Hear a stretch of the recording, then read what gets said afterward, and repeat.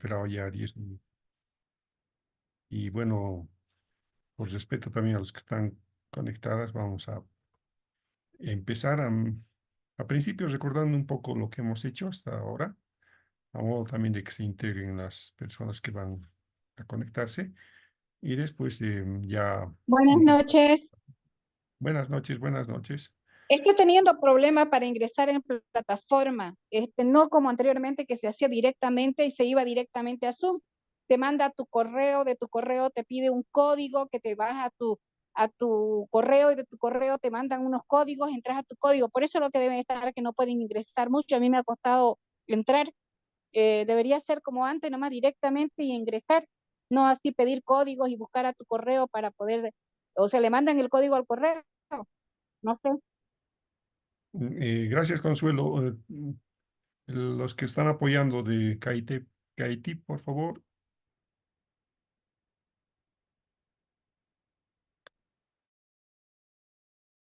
Que nos apoya de CAITIP, por favor. Hola.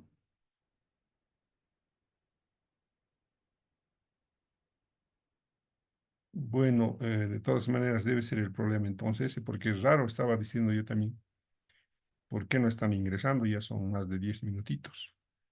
Sí, ese es el problema. Yo ahorita ya estaba dispuesta a no entrar y entrar a una nueva plataforma porque me mandaba de un lado entrar por Google, de acuerdo a tu cuenta, luego me mandó a entrar y me mandó a mi correo un número que en 25 o 25 segundos se eliminaba y de luego otro código me iban a dar. O sea, casi como cuando hacemos nuestra ciudadanía digital, más o menos así estaba. Por eso lo que yo le mandé a Alitas ¿por qué han dado esa forma, digamos, de ingresar? Eso debe ser por eso lo que no han ingresado los demás.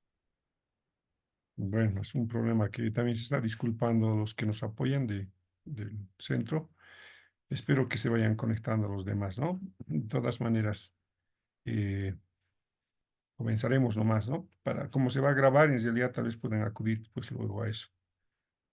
Bien, otra vez entonces buenas noches. Estábamos ya en la tercera clase.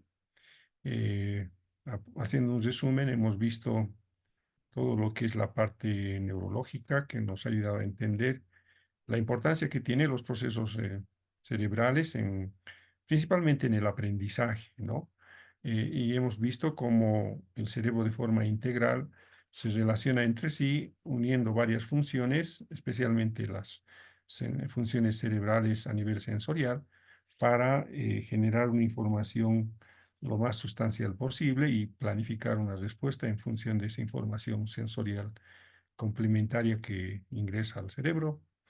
Em, También en la anterior clase hemos visto ya una forma diferencial a nivel diagnóstico de eh, hacer una caracterización de las dificultades de aprendizaje de forma general, con la idea de que sepamos reconocer, ¿no?, que en el caso de las dificultades de aprendizaje, el principal problema, el básico principal, es el que afecta a las funciones cognitivas. Ese es quizás el criterio más importante, ¿no? Estas funciones cognitivas que están con alguna dificultad no permiten realizar lo que corresponde al aprendizaje principalmente académico, que es ahí en ese área, en ese ambiente donde más se manifiesta, en el ambiente académico, ¿no? No saber leer o no poder leer bien o no comprender o no realizar adecuado cálculo o no diferenciar sonidos, que es en la vida académica del niño o en su inicio académico que ya podemos notar estas diferencias que existen con otros niños, especialmente en procesos de aprendizaje. Entonces, esas características de forma general nos ubican, ¿no?, que las principales dificultades que va a tener el niño es en las funciones cognitivas. Pero estas funciones cognitivas con alguna complejidad y también con como su nombre diría, con alguna dificultad, traen efectos secundarios, es decir, donde afecta más estas dificultades también es en la parte afectiva. Y por eso habíamos visto, ¿no?, que el defecto primario era en las funciones cognitivas y el defecto secundario era en el área emocional. porque ustedes pueden ahí comprender que la persona que tiene dificultades de aprendizaje o el niño que tiene dificultades de aprendizaje no puede aprender normalmente. Eso va a generar repercusiones en su forma de verse a sí mismo y también en la forma como le ven los otros. Y esto va a perjudicar la parte emocional. Y a veces esta parte emocional puede ser también muy fundamental a la hora de poder hacer el tratamiento, ¿no? Sin embargo, nuevamente reitero, en las dificultades de aprendizaje, las funciones cognitivas están deterioradas. Esto hay que entenderlo bien porque cuando intervengamos debemos prestar más atención a estas funciones cognitivas que están con esa dificultad, pero no olvidarnos también del componente emocional. A diferencia de un niño que también tiene muchas similitudes con las características que hemos mencionado de las dificultades de aprendizaje, pero en el niño con trastorno o con trastornos de conducta, que es el otro trastorno muy parecido a las dificultades de aprendizaje, en estos niños con trastorno de conducta, el defecto principal o el problema principal son problemas emocionales. Y en segundo lugar estarían las dificultades cognitivas. Entonces, este niño con trastorno de conducta en la parte afectiva, emocional, tiene un gran conflicto, ¿no? Puede ser por diferentes causas, pero este defecto primario ocasiona también similares características que el niño con dificultades de aprendizaje. En estos casos, con trastornos de conducta, hay que trabajar la parte afectiva y como eh, efecto de ese trabajo terapéutico en la parte afectiva, eh, los aprendizajes después de superadas este defecto primario van a ser normales, ¿no? Ese niño que tiene trastorno de conducta mientras consolide su parte afectiva o estabilice su parte afectiva, no va a necesitar ningún apoyo y va a aprender normalmente y va a nivelarse en la parte académica con sus otros compañeros. En cambio, en las dificultades de aprendizaje, lo que tiene que trabajarse son las funciones cognitivas. Una vez reforzada o fortalecida las funciones cognitivas, este niño va a poder aprender y emocionalmente va a también tener efectos, ¿no? Porque ya el niño va a ver que puede hacer las cosas o va a encontrar estrategias para poder hacer lo que los otros niños normalmente hacen, entonces eso va a repercutir en la parte emocional. Es importante manejar estos criterios, ¿no? Diferenciales. También podemos diferenciar con el retardo mental, que puede también presentar similitudes en las características. En el caso del retardo mental, por la lesión orgánica que existe o que es la que está impidiendo el alcanzar un normal desarrollo, en el caso del retardo mental, por esta lesión orgánica, el niño no puede aprender fácilmente, ¿no? Y quizás también no va a lograr aprender muchas cosas. Esa es la limitación del retardo mental. En el caso de dificultades de aprendizaje, va a poder aprender, pero con apoyos, con estrategias. Y en el caso de trastornos de conducta, si se solucionamos su parte afectiva o la parte emocional, esta persona no va a tener problemas en nivelarse académicamente. Bueno, entonces, habiendo recordado esos tres trastornos que comparten algunas características, pero diferenciarlos es importante.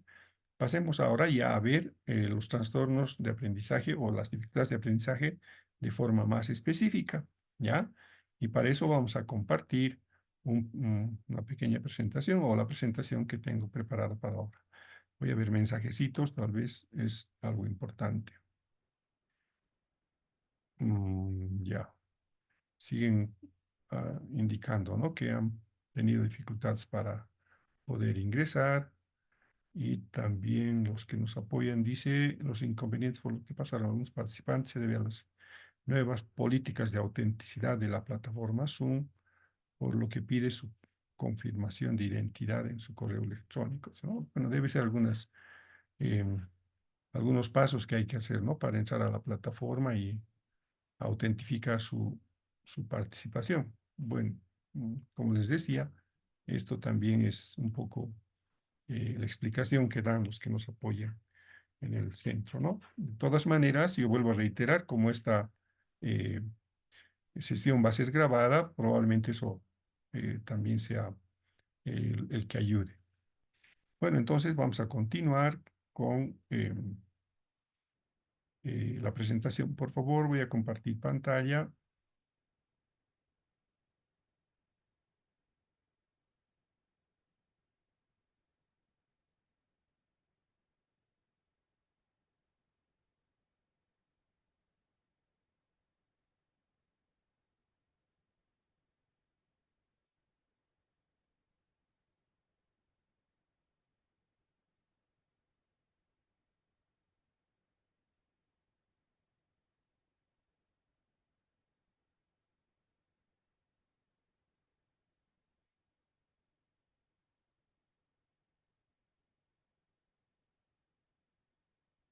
Bien, voy a requerir confirmación, por favor, si se ve la pantallita y están ustedes siguiéndome. Sí, Licen, se ve. Ya, muy bien. Sí, se ve. Esta presentación, una vez terminada también, yo les voy a pasar. Por favor, no se preocupen de copiar y más bien traten de seguirme las explicaciones para que sea aprovechado al máximo. Ya, lo voy a subir a la plataforma y van a tener la oportunidad de tenerlo eh, en archivo. Bueno, una de las dificultades de aprendizaje muy común y muy frecuente es la dislalia, ¿no? Eh, y como su nombre dice, la dislalia es una discapacidad para el habla, ¿no? Lalia es referente al habla. Principalmente está conocida como una alteración funcional del habla. Esta alteración está caracterizada por algunas omisiones que se hacen cuando uno habla, a veces sustituciones o distorsiones de los sonidos que integran las palabras. Eh, Esta alteración funcional se debe también en gran parte al aparato fonador, ¿no? Pero también eso implica eh, entender que este aparato fonador es principalmente en los músculos que dominan la lengua, los labios y todo el proceso de inspiración y expiración del aire en esta cavidad bucal va a hacer que algunas partes de este aparato fonoarticulatorio tengan algunos retrasos, ¿no? Y eso va a implicar, por supuesto, una madurez de los esquemas motores para producir un fonema específico o específicamente también una palabra. Por fonema entendemos esta unidad de sonido que puede ser representado por una grafía o por un sonido, ¿no? Un fonema es una de estas unidades, ¿no? Por ejemplo, en la palabra fonema podemos encontrar el fonema F, O, N, E, M, A como unidades sonoras, ¿no? Pero cuando se integran en palabras se convierten en sílabas, ¿no? Las unidades fonéticas silábicas ya son complementarias, como por ejemplo fo, ne, ma, que también son sonidos, pero ya articulados con una vocal. En ese sentido, el fonema puede ser una representación sonora de una letra o de un sonido específico, pero también puede ser la representación de una sílaba. En las sílabas hay más un ejercicio fonador mucho más completo porque son, por ejemplo, complementarios por los sonidos de las vocales, ¿no? Ma, a diferencia de me, el movimiento que haga la boca para emitir esos dos fonemas ma o me son diferenciados. Entonces, esta diferenciación se produce por una articulación en el aparato fonador que hace la diferencia de la producción eh, mm, oral de ese sonido. Y por eso también se puede producir una palabra, ¿no? Pero bueno, no solamente la dislalia tiene que ver con un retraso en la adquisición o maduración de los esquemas motrices, ¿no? Muchas alteraciones del sonido no es solamente por la capacidad de decir, sino por la capacidad de discriminación auditiva. Entonces, a esto se acompaña que el aparato fonador tiene un elemento complementario que es la capacidad discriminativa a nivel fonético. Entonces, un niño que escucha un sonido diferente de la R y de la L, esa discriminación auditiva entre la R y la D, L, puede ayudar también a producir un fonema que está discriminado y tener la precisión de emitir ese sonido. Cuando el niño no tiene esta capacidad discriminativa a nivel auditivo, probablemente confunda ahí estos dos fonemas por esa falta de discriminación auditiva. Entonces, la dislalia, si bien es una alteración funcional del habla, también podemos relacionar con una alteración en la discriminación auditiva, ¿ya? Que es acompañada o complementada por esta alteración a nivel de discriminación auditiva. Entonces, si bien son alteraciones de articulación, dice, ¿no? Algunos muestran algunas patologías del sistema nervioso central, pero también, dice, no necesariamente, porque hay que diferenciar, ¿no? La dislalia no necesariamente está compuesta por una alteración profunda del sistema nervioso central, a diferencia de las disfasias, por ejemplo, o de las afasias, que ya son producidas por una alteración profunda a nivel nervioso, ¿no? A nivel principalmente del sistema nervioso central. En cambio, las dislalias son más de tipo madurativa, ¿ya? Madurativa, con esa diferenciación, ¿no? Pueden ser por la inmadurez del aparato fonador, que en este caso es todo lo que refiere a los órganos que producen el fonema, y también la capacidad de discriminación auditiva, ¿no? Pero son alteraciones que pueden compensarse o pueden superarse una vez que ha madurado esa parte del aparato fonador o de la discriminación auditiva. En cambio, se diferencian de otras patologías porque a nivel anatómico han tenido esa lesión. Por ejemplo, las disfasias difícilmente van a poder recuperarse, ¿no? Porque son lesiones cerebrales que están impidiendo la adecuada articulación y que están produciendo también sonidos totalmente distorsionados, en algún caso incomprensibles, ¿no? Que es una característica que no lo vamos a ver ahora porque son trastornos más de tipo orgánico. En cambio, las dislalias son más de trastornos madurativos, ¿ya?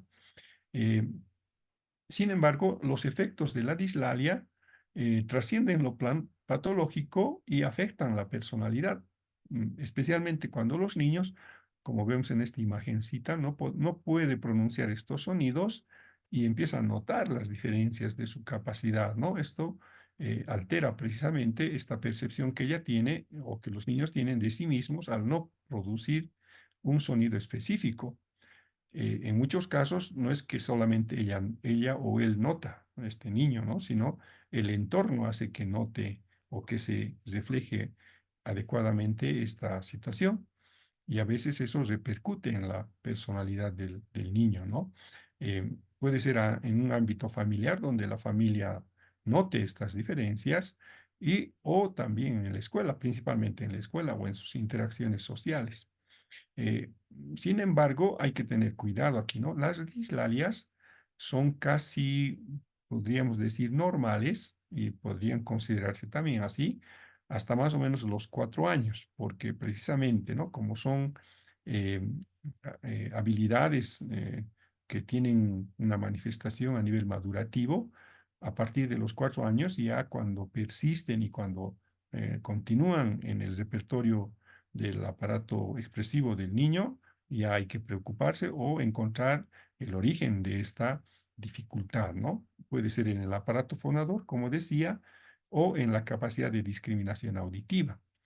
Pero generalmente cuando ya es de hasta los 4 años, hay que considerar que después de los 4 hasta incluso los 5 años, si no supera, ya es un problema que después puede repercutir más, ¿no? Pero casi, como les decía, podemos ser o ver frecuentemente estos problemas de la dislalia, se llama así, dislalia evolutiva en algunos casos, no siempre es dislalia evolutiva, sino que en los casos de dislalia evolutiva es común en niños que van adquiriendo estabilidad, pero hasta los 4 años, 5 años ya deben tener total dominio y deben ya articular casi todos los sonidos, especialmente los sonidos complejos, los que tienen que ver con la unión de sílabas, ¿no? Como la fre, la tro, la cre, la dre, que combinan la R con sílabas complejas, las trilíteras también que llaman, ¿no? De 3 letras.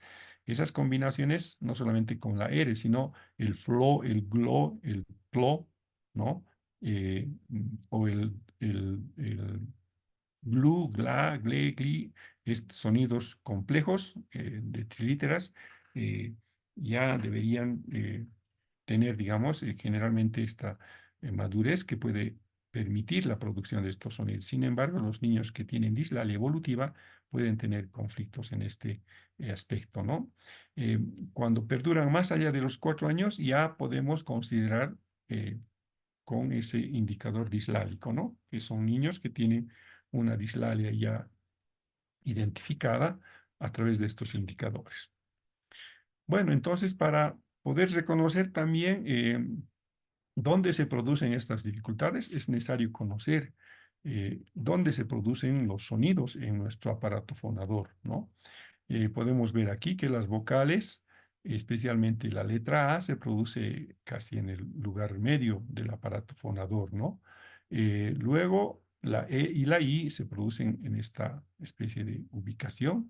Y si ustedes en este momento empiezan a repetir las vocales así de forma personal y haciendo una conciencia de dónde se está produciendo el sonido, van a poder identificar estos lugares a partir de la conciencia de su aparato fonador, ¿no? A ver, hagan el intento de decir A, E, O, I, U y van a notar el lugar donde se producen esos sonidos, ¿no? Que gráficamente son estos lugares. Sin embargo, no son las únicas, ¿no? Que tienen un lugar de producción. Especialmente las consonantes, ustedes pueden ver aquí el lugar, ya son más complejas y en distintas partes, ¿no? Que podemos ver aquí, por ejemplo, las bilabiales, la M, la P, la B, la B, que son estas bilabiales, están ubicadas en, como su nombre dice, ¿no? En la unión de los dos labios. En cambio, las labiodentales están producidas en la unión del labio y el diente, o las dentales, que son casi producidas por la presencia de la lengua junto a al diente, ¿no? Entonces, es necesario conocer esto, ¿no? Porque también la conciencia que tenga el niño de que este lugar de producción sea el que va a dejar o va a poder administrar, entonces este niño tiene que tener esa capacidad de conocer en qué lugar se produce este sonido para, en base a esa conciencia, poder modificar o hacer el ejercicio respectivo, ¿no? Es importante también que la persona que va a empezar a tratar problemas dislálicos conozca estas ubicaciones, ¿no? Bueno, pero es importante también tener esta referencia y la tienen ustedes con este grafiquito. Muy bien, ahora pasaremos a ver algunos indicadores de detección. Bueno, antes de pasar a esto, si bien no vamos a mucho enfatizar la parte de tratamiento, porque estaba viendo la estructura del diplomado y ustedes van a tener un tercer módulo que va a hablar precisamente de estrategias de intervención, ¿no? Entonces, tal vez de forma más específica ahí traten ese tema de la intervención en las dificultades de aprendizaje. Yo voy a tal vez más enfatizar la parte de los indicadores de detección con algunas sugerencias de cómo poder intervenir. Entonces, habíamos dicho que las dislalias se producen por una serie de dificultades y que se manifiestan por la sustitución, por la omisión, por la inversión o por la distorsión de algún tipo de sonido, ¿no? En el caso de la sustitución, por ejemplo, ¿no? Dice que se emite otro sonido ante la incapacidad de pronunciar un fonema.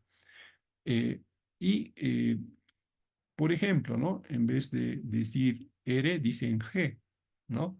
Entonces la G está sustituida por la R, ¿no? En vez de decir rabo, dicen gabo, por ejemplo. Han sustituido la G por la R, ¿no? En el caso de la omisión, sencillamente, como dice, omite un fonema. En vez de decir globo, dice gobo, por ejemplo. Y si ustedes identifican estos niños que dicen gobo, es muy común en bebés y niños de 3 años hasta 4, como decíamos hace rato, que sigan diciendo esta referencia al globo con esa omisión de ese fonema, ¿no? Es muy común. En el caso de la inversión, también hay una dificultad en intercalar un sonido y generalmente es muy frecuente. Por ejemplo, ¿no? En vez de decir tigre, dicen tiger, ¿no? Tiger. Y esto también es muy frecuente en los niños, ¿no? A veces nos genera chiste o risa, pero es muy común escuchar a niños que no pronuncian bien la palabra, ¿no? En algunos casos en palabras más complejas, como por ejemplo mariposa, ¿no? En vez de decir mariposa, alteran la secuencia fonética de esa palabra y dicen mapirosa, ¿no? Entonces hay unas alteraciones interesantes que hacen y a veces los niños no se dan cuenta, ¿no? Ellos están diciendo la palabra, pero están pronunciando de forma distorsionada. Em, También en la distorsión, como decía hace rato, en vez de decir plato, por ejemplo, empiezan a decir palato, ¿no? Distorsionan completamente añadiéndole aquí una vocal más al sonido plato. Bueno, entonces otra vez, indicadores de detección de la dislalia es sustitución, omisión, inversión, distorsión de un fonema o de una sílaba también puede ser, ¿no? Entonces, como les decía, a veces el fonema específico no es fácil de identificar. Por ejemplo, cuando hay palabras como el pan de una sola sílaba, de un solo sonido, no se puede identificar especialmente el fonema, ¿no? Porque en el caso de pan es un sonido explosivo que agrupa a tres letras, ¿no? La P, la A y la N. Pero emitidas así, en esa especie de tres sonidos, el fonema parece que se vuelve más complejo porque articula estos tres sonidos en uno solo. Entonces, eh, puede ocurrir en estos sonidos complejos la detección de estos indicadores, ¿no? Pero también en palabras silábicas como por ejemplo pelota, ¿no? O por ejemplo primero, ¿no? Son palabras que no tienen necesariamente un solo sonido, sino una secuencia de sonidos e incluso de tonos, porque cuando decimos peló, ¿no? ¿Dónde se eleva la voz? En la vocal fuerte, ¿no?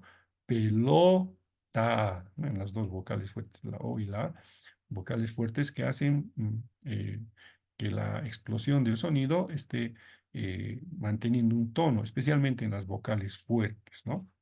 Bien, entonces conocemos los indicadores de detección de las dislalias. También otros indicadores de detección puede ser que para diferenciar, ¿no? No necesariamente un niño dislálico debe tener hipoacusia, o sea, es decir, no debe haber evidencia de un niño que tiene hipoacusia. La hipoacusia es una dificultad en la audición, ¿no? Una especie de sordera, pero leve, podríamos decir. Eh, no puede reconocer algunos sonidos por una dificultad en su oído, ¿no? Pero no debe, para ser dislalia no debe haber este diagnóstico. O sea, debemos descartar la hipoacusia. Un hipoacúsico puede ser dislálico, ¿no? Pero su origen de la dislalia es por la dificultad en la audición y no por la madurez de su aparato fonador, porque como les decía hace rato, está muy relacionada con la discriminación auditiva, ¿no? Si no puede reconocer porque no oye bien, puede producir sonidos dislálicos, ¿no? Con características de dislalia, pero no son dislalia, son hipoacusia. Pero entonces, para descartar y diferenciar la dislalia, no debe haber eh, hipoacusia, ¿no? Tampoco ningún trastorno neurológico, ¿no? Peor todavía, algún trastorno como la deficiencia mental, ni un cambio idiomático, es decir, que ese sonido dislálico no necesariamente debe calificarse así cuando ese niño viene aprendiendo otro idioma, ¿no? O, por ejemplo, su lengua materna ha sido el quechua y muchos niños podemos decir que son dislálicos, pero no porque no pueden pronunciar, sino que la cultura en su lengua madre o en su primera lengua ha introducido esta discriminación auditiva de fonemas y no le permite distinguir. Por ejemplo, en el quechua, no se puede reconocer bien la E de la I. En vez de decir linda muñeca, dicen, ¿no? Las personas quechua, entonces no diferencian bien la E de la I. Entonces, ese cambio idiomático también descarta que nosotros mm, diagnostiquemos dislalia cuando en realidad es un problema de tipo cultural, un niño que está adquiriendo una segunda lengua y por eso no puede producir algunos fonemas que tienen características dislálicas, pero no es por una inmadurez, sino por un cambio idiomático. Eh, También, en algunos casos, es notorio su rechazo a hablar en la escuela. Estos niños, como les decía, ¿no? Cuando no pueden pronunciar esos sonidos, en algunos casos, igual como les decía también en la diferenciación diagnóstica, el efecto secundario, que es el problema emocional, hace que ellos no quieran ir a la escuela, ¿no? O si van, generalmente no hablan y están callados ahí, ¿no? Para no exponerse a las críticas o al comentario burlesco de sus compañeros, ¿no? Em, y no hablan por eso, ¿no?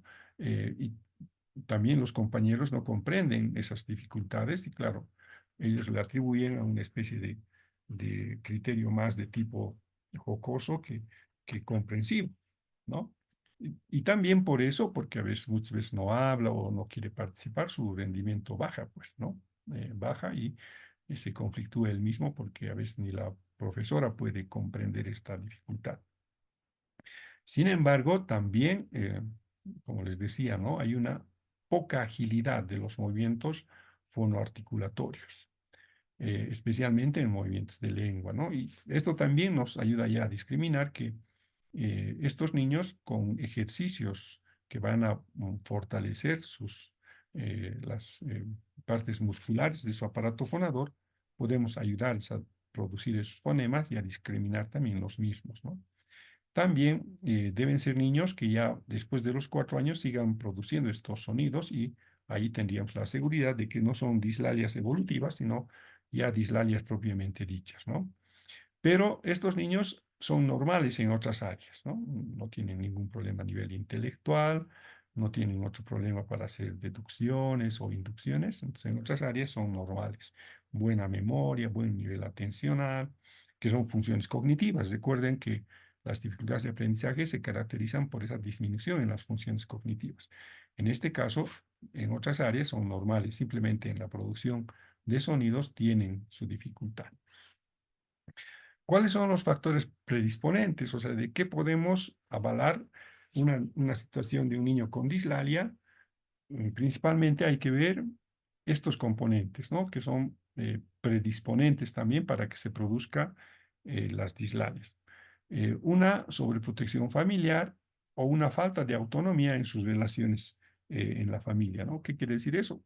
A veces muchos papás no estimulan el lenguaje en la casa, ¿no? O a veces prefieren mantenerlo como un bebé y esta actitud de infantilismo que a veces los papás fomentan o estimulan, hacen que los niños no tengan esa interacción necesaria para discriminar los sonidos y también para madurez de sus aparatos fonadores, ¿no?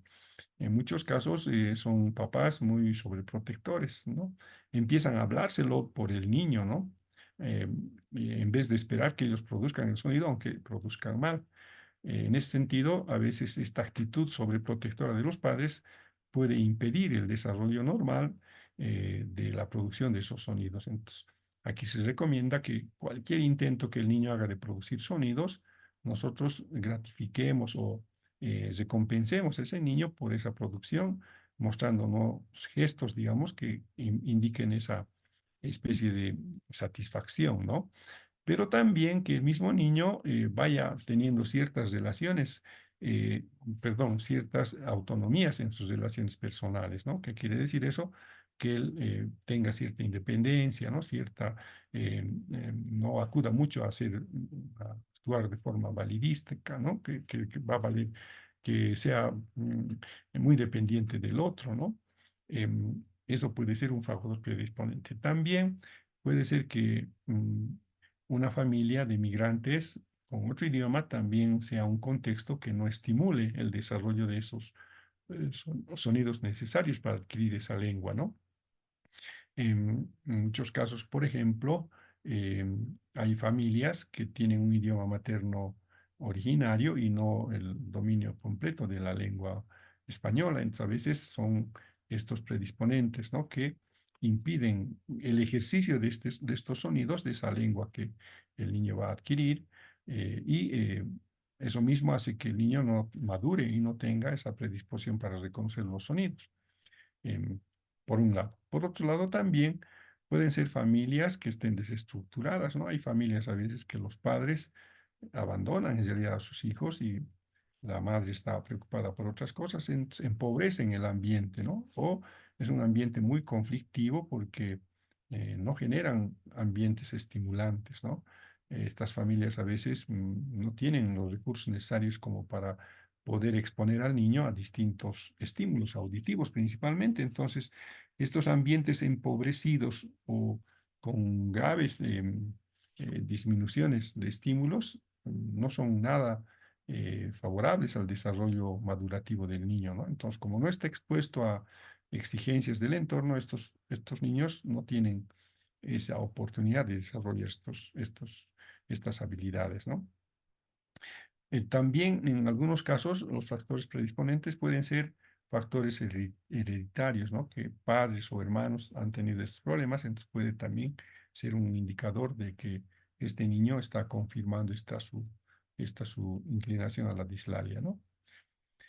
Em, para diferenciar, como les decía, ya de forma más contundente, no hay que confundirlo con la sordera, ¿no? La hipoacusia es parte de la sordera, entonces no podemos tener ahí un indicador que señale, porque si no, si existiera esta indicación de alguna sordera o un nivel de sordera en el niño, ya no sería dislalia, sería más sordera, ¿no? También no tener algún déficit auditivo. Por ejemplo, algunos niños a veces tienen hendido el paladar, mejor dicho, eh, la parte de la oreja, ¿no? A veces hay deformaciones, a veces hay sin el agujerito desarrollado a nivel eh, madurativo, a nivel fisiológico, ¿no? Sin el pabellón de la oreja a veces nacen. Esto también puede ser un déficit que esté impidiendo eh, reconocer algunos sonidos, ¿no? Generalmente eso se da por alguna infección en el momento de nacer que va a tener, digamos, el efecto posterior de lastimar alguna parte del sistema auditivo que va a impedir también el reconocimiento de la misma cuando se produzcan los sonidos. Entonces, debemos evitar, ¿no?, que ese aspecto predisponente sea el que esté generando esta dislalia y no tanto la misma dislalia, ¿no? Entonces, si es más déficit auditivo, hay que llevarlo al lado de la sordera nomás o al déficit auditivo especialmente, ¿no? Eh, También hay que desechar todo criterio de un retardo mental, porque un niño con retardo mental también puede tener, ¿no?, problemas de pronunciación, pero en este caso es por la deficiencia mental, que tiene que ver mucho con la lesión en donde esté originada y esté afectando en la deficiencia mental. Y también de algún tipo de lesión que pueda tener el sistema nervioso, especialmente en los bucolingofaciales, por ejemplo, el paladar hendido, ¿no?, que es un paladar que está roto internamente o está separado y no puede permitir la pronunciación de los fonemas palatinos, ¿no?, aquellos que se producen en el paladar, como la G, la D, ¿no?, la E, ¿no? Esos sonidos que están comprometidos con el paladar pueden estar ahí más que por la dislalia, por esta lesión bucolingual facial, estar siendo evidenciado su dislalia, ¿no? Pero no son dislalias, sino son problemas de lesiones en los órganos bucolinguofaciales, ¿no? De la boca, de la lengua y de las articulaciones, en este caso, de los músculos faciales. Bueno, entonces ya podemos diferenciar ahí en la detección, ¿no? Desechando sordera, desechando déficit auditivo, desechando deficiencia mental y alguna lesión en el sistema nervioso central, principalmente que están relacionados con el aparato fonador o fonoarticulador. Bueno, como les decía, vamos a ver algunas estrategias, ¿no? es importante estimular la coordinación de los movimientos para producir algunos sonidos, especialmente con ejercicios labiales y linguales, ¿no? Ejercicios de labio, ejercicios de lengua. Enseñar las posiciones correctas de los sonidos más difíciles. Esto, como les decía, ¿no? Ustedes se hacen un trabajo en su persona de ver en qué lugar se produce el sonido específico de un fonema, pueden darse cuenta que necesita el niño conocer para producir ese fonema, especialmente la ubicación de la lengua en el lugar correcto de la lengua, si se junta con los dientes o si es necesario unir los labios. Por ejemplo, hagan intento ustedes a ver en este momento de decir la palabra T sin poner la lengua en el diente. A ver, hagan el intento de decir T sin poner la lengua al diente, ¿no? O unir la lengua y el diente. No van a poder decir, ¿no? No se puede, pues. A ver, intenten. No se va a poder decir. Entonces, el niño que tiene problemas de decir la T debe saber que ese sonido se produce con la lengua en los dientes o cerca del diente, ¿no? Y si coloca ahí, es más probable que produzca ese fonema. Pero si no tiene la conciencia de colocar en ese lugar la lengua para producir este fonema, probablemente no va a pronunciar nunca, ¿no? Entonces hay que enseñarle las posiciones correctas. Pero no solamente es la posición correcta de la lengua, sino también el sonido discriminado de la T y de la D, ¿no? Si ustedes notan diferencias entre la T y la D, van a también notar en la posición correcta de estos dos fonemas, pero en la necesidad de la explosión que tenemos que hacer para producir la T y de la D, ¿no? En la T es más explosiva, en la D es más sonora simplemente. Entonces, por un lado, es las posiciones correctas de los sonidos más difíciles, pero también estimular la capacidad para producir sonidos, ¿no? Por ejemplo, con diferentes movimientos y posturas, a veces experimentando con las vocales, ¿no? Decir pa, ma, o con la fonema M combinar todas las vocales. Ma, me, mi, mo, mu, ta, te, ti, to, tu. O también anteponiendo la vocal a la sílaba, ¿no? An, en, in, ¿no? En la vocal adelante de la sílaba, ¿no? Adelante de la consonante también podemos decir.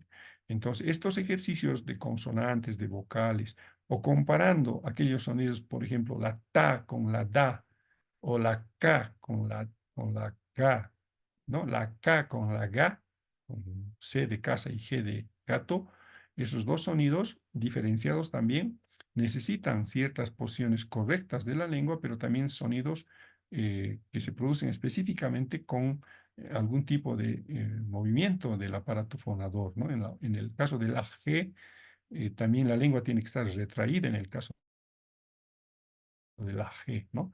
En cambio, de la D o de la C, tiene que estar más la lengua en otro lugar, especialmente entre los dientes, como que haciéndose morder por los dientes. Esta serie de conciencia del aparato fonador ayuda mucho a que el niño vaya produciendo. En algunos casos se utilizan algunos aparatitos para poder producir estos sonidos, ubicando la lengua en lugares específicos, ¿no? Por ejemplo, palitos de los helados famosos, o esos para hacer los anticuchos, esas maderitas que atraviesan la carne, también se utiliza eso, evitando siempre que las puntas no lastimen al niño, ¿no? Pero estos especies de mondadientes, más o menos, pueden ayudar también a colocar en el lugar exacto la lengua y así ayudarse con estos aparatitos. En caso de personas ya que manejan muy bien especialmente las fonoaudiólogas, tienen aparatitos muy especiales, ¿no? Para colocar la lengua en el lugar específico. También es necesario que ya una vez que se ha reconocido el lugar, se puede ejercitar para automatizar la producción de este sonido con el patrón muscular requerido, ¿no? También iniciar pronunciación de palabras más complejas con juegos. Es importante que el niño no se exponga simplemente a ejercicios de la lengua, ejercicios de la boca, de los labios, así de forma muy como una especie de tortura, ¿no? Porque imagínense un niño que a veces se siente como invadido. Aquí creo que tengo una fotito. Aquí, por ejemplo, ¿no? El niño, si ustedes ven, está como invadido por estos aparatos especiales Y claro, evidentemente aquí el terapeuta está ocasionando que la lengua esté en la posición correcta, pero imagínense la experiencia de este niño, ¿no? Que se ve expuesto a este tipo yo diría, de entrar en su lugar privado, ¿no? En una especie de invasión o acoso para que, no viendo partes de su interior como son la lengua, colocando aparatos, ellos se sienten invadidos en su privacidad, en su personalidad también yo diría. Y si consideramos eso, probablemente el recurso del juego sea muy importante, ¿no? Porque con juegos podemos no solamente hacer que el niño haga el ejercicio respectivo, sino que todos, ¿no? Puedan hacer, por ejemplo, producir todos el sonido vibracional de, ¿no?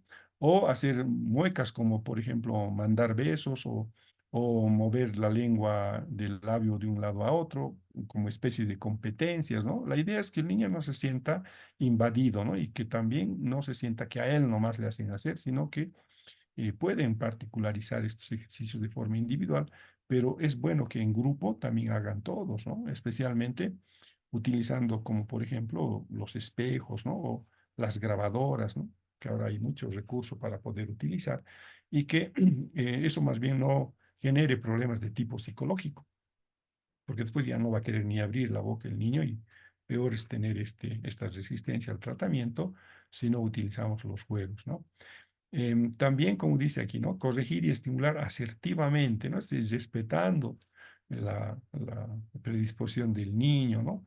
Y enfatizando de forma adecuada, ¿no? Sin gritos, ¿no? Cuando no ha pronunciado un fonema adecuado o una palabra específica, no hay que hacerle notar lo, lo grave del problema, ¿no? Sino de forma asertiva, como dice, hacerle notar la diferencia de sonido que ha emitido o insistiendo en que él haga su mejor esfuerzo, ¿no? Aquí la estrategia es la grabadora, ¿no? Que él mismo se escuche lo que ha dicho, así no es una crítica de usted, sino más bien de que ha pronunciado ese sonido y ese sonido grabado le da la posibilidad de que él mismo se autocorrija. Ahora hay sofisticados sistemas de retroalimentación que ahora están utilizando, ¿no? Con especies de auriculares, así bien como de estudios de grabación, y las gráficas en computadora del sonido que producen. Entonces, eso retroalimenta la producción fonemática del niño, ¿no? Es decir, un niño cuando dice A, inmediatamente una gráfica de la intensidad del sonido se muestra en el computador. Entonces el niño, para producir el fonema específico, por la grafía que está mostrando ese sonido, empieza a autocorregirse y empieza a retroalimentarse por esa grafía. Entonces hace como visual la dificultad en la pronunciación, ¿no? Es decir, la grafía de la computadora muestra el sonido en gráfico. Entonces, él, a medida que va produciendo sonidos parecidos al que se espera que haga, se va autocorrigiendo. Y esos son sistemas muy interesantes ahora de hacer que el niño se vaya corrigiendo en la producción de sonidos, escuchando su voz y viendo cómo es su voz en estos sistemas de retroalimentación gráfica como son con computadoras, ¿no? Muy, muy interesantes. Eh, También hay que tener cuidado de no hacerle sentir mal, ¿no? Cuando, por ejemplo, puede provocar una frustración o generar un brote de ansiedad, esta es su dificultad. Porque evidentemente, ¿no? El que no pueda decir puede entorpecer más bien a nivel psicológico su propia imagen. También ejercicios de soplo, ¿no? Que ya son más estrategias específicas, como por ejemplo soplar por la mano percibiendo el aire. Estos son rudimentarios mecanismos, ¿no? Donde el niño, por ejemplo, cuando sopla y el aire emitido por la boca se percibe por la mano. Entonces, la distancia de la mano a la boca puede también ser un gran recurso, ¿no? Mientras más cerca esté, más fácil va a poder distinguir la fuerza con la que el sonido se está emitiendo, pero más lejos tal vez no. Y aquí, por ejemplo, soplar velas encendidas, ¿no? A cierta distancia, a principio cerca de él, después lejos de él, o apagándolos varias veces, etcétera, o inflar globos, ¿no? O tocar pitos o trompetas, esto para fortalecer la emisión de sonidos, ¿no? Tocar pitos implica que el niño sepa manejar la respiración y pueda tener fuerza en sus pulmones para botar con fuerza el aire y producir el sonido específico. También aspirar agua mediante bombillos, ¿no? O eso también hace que el niño aspire con la bombilla y también pueda botar haciendo burbujas en el aire o en el mismo, con la bombilla en el agua, en el vaso de agua, pueda producir con fuerza burbujas, ¿no? Y eso puede ser como juegos, ¿no? Como juegos y complementar con ejercicios bucofaciales, ¿no? Ejercicios de labio, de mejilla, de lengua, de mandíbula, hasta del aparato velopaladar, que son ejercicios eh, que se pueden hacer con la lengua. También ejercicios de deglución, mover la punta de la lengua en forma horizontal, que la lengua se traslade de un lado al otro, ¿no? O en forma circular, ¿no? Por los labios, o practicar movimientos de succión sin mover la lengua. Ustedes también sí pueden hacer este tipo de movimientos o retener el agua entre la lengua y el paladar. Por ejemplo, con estas jeringuitas se puede colocar agua a la boca y que el niño detenga la mayor parte del tiempo antes de degluir ese líquido, ¿no? Ahora, para que sea más agradable, sería bien que combinen con distintos sabores, ¿no? Etcétera, para que el niño no sienta simplemente el líquido así sin sabor. Podría ser muy estimulante darle distintos sabores, incluso que reconozca los sabores para de esta forma disimulada hacer que haga el ejercicio de retener agua entre la lengua y el paladar. O también que haga burbujas con el agua dentro de la boca, ¿no? Como al decir, como el garjeo, ¿no? Cuando nos cepillamos los dientes hacemos estas gárgaras para botar luego el agua que está limpiando nuestros dientes, igual, ¿no? Podemos hacer este tipo de ejercicios. Bueno, la idea es que hagamos ejercicios para que todos los músculos del aparato fonador se fortalezcan y el niño empiece a tener conciencia y habilidades de movimiento de la lengua en distintas partes de su órgano fonador, ¿no? Pero el sonido no solamente es la capacidad de movimiento de la lengua y de los músculos que intervienen en ella. También es bueno tener ejercicios de respiración. Nosotros cuando hablamos, si ustedes van a notar y colocan su mano delante de su boca, cuando hablen van a ver que hay diferentes movimientos de aire en función de los fonemas que producen. Entonces, en muchos casos también, muchos de nosotros no sabemos respirar y a veces respiramos como dicen, ¿no? Con el estómago estamos respirando, ¿no? Y no sabemos respirar por la nariz. Generalmente, directamente a veces, la aspiración la hacemos por la boca y no por la nariz. Lo correcto sería hacer por la nariz la inspiración, ¿no? Introducir aire por la nariz, que va directamente a los pulmones. En cambio, cuando respiramos por la boca, a veces va más al estómago. Entonces, tener esta conciencia de la inspiración nasal profunda puede ayudarnos a nosotros a controlar nuestra capacidad de producir sonidos, ¿no? También ejercicios respiratorios acompañados por los brazos, como aquí ven, moviendo los brazos, haciendo giros, puede ayudarnos a mejorar estos tonos posturales del cuerpo que van a acompañar los sonidos también, ¿no? Por la fuerza que requiere también. Soplando de forma pausada, por ejemplo, respirar pausadamente y botar suavemente, ¿no? Haciendo que todo el aire que está introducido en el pulmón se expulse. Ahí podemos también tener conciencia de todo lo que requiere el órgano fonador para poder sentir partes del cuerpo, especialmente de la boca. Cuando se sopla, cuando se expira, el aire que sale hace que se sientan los estímulos alrededor de la boca. Entonces, tanto al inspirar como al expirar, podemos tener oportunidad de hacer esta conciencia de los circuitos que requiere tanto el aire como el aparato fonador que está específicamente ahí utilizándose. También subiendo o bajando los pies sobre la punta, ¿no? Como ponerse de puntillas, ¿no? Cada vez que respires, trata de llegar hasta, como en esta posición, ¿no? De llegar hasta el techo de tal forma que tu inspiración te permita alargarte y después cuando lo sueltes puedas sentir ese recorrido que tiene tus músculos en tu cuerpo, pero principalmente un sentido de relajación en tu respiración cuando botas el aire, ¿no? Si ustedes hicieran el ejercicio de respirar subiendo los brazos muy altos y sostener ahí en esta postura el aire y después botarlo suavemente bajando también los brazos, van a poder sentir esa sensación de relajación que tienen los músculos del cuerpo, pero principalmente de la boca cuando boten todo el aire, ¿no? Entonces es un buen ejercicio que puede relacionarse con ejercicios también muy prácticos y que sean con carácter lúdico. Es bueno también que el niño tenga esta capacidad, ¿no?, de relajarse con este tipo de posiciones, ¿no?, que le ayuden a vocalizar con la boca y principalmente con la fuerza del el estómago cuando bota aire, ¿no? En algunos casos, la relajación parcial de los brazos, las piernas, el cuello, el rostro, los labios, la lengua, las mejillas, tienen que ser acompañadas por movimientos gruesos. ¿Alguien ha abierto su sonido, por favor? Traten de evitar.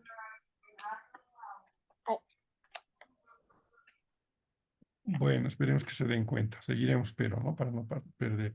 Entonces, la relajación también ayuda, ¿no?, a tener un control, especialmente, y esto no solamente para las dislalias, sino, por ejemplo, para las disfemias, que son también problemas de tartamudez, como se conoce con el nombre de disfemia.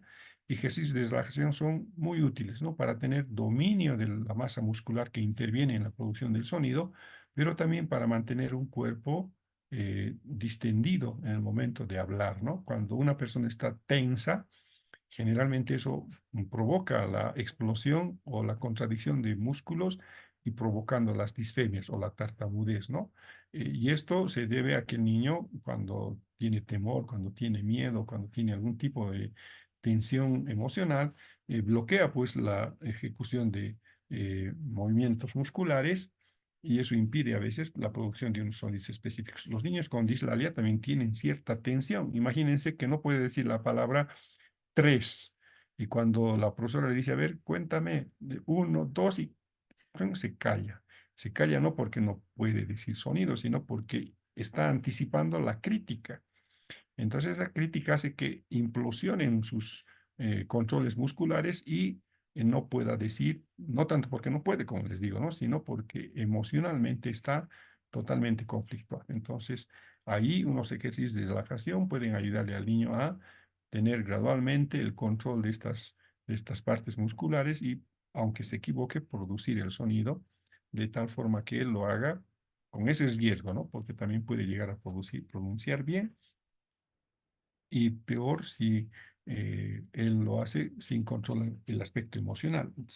Estos ejercicios de relajación tienen principalmente ese afán, ¿no?, de tener un dominio del tono muscular. El tono muscular es la fuerza con la que el músculo se contrae y la distensión de los músculos es la fuerza con la que nosotros soltamos nuestros músculos. Si quieren hacer esta diferencia de tensión y distensión, en este momento ustedes pueden, si quieren acompañarme, pueden apretar su mano, su puño y hacer un fuerte puño, ¿no?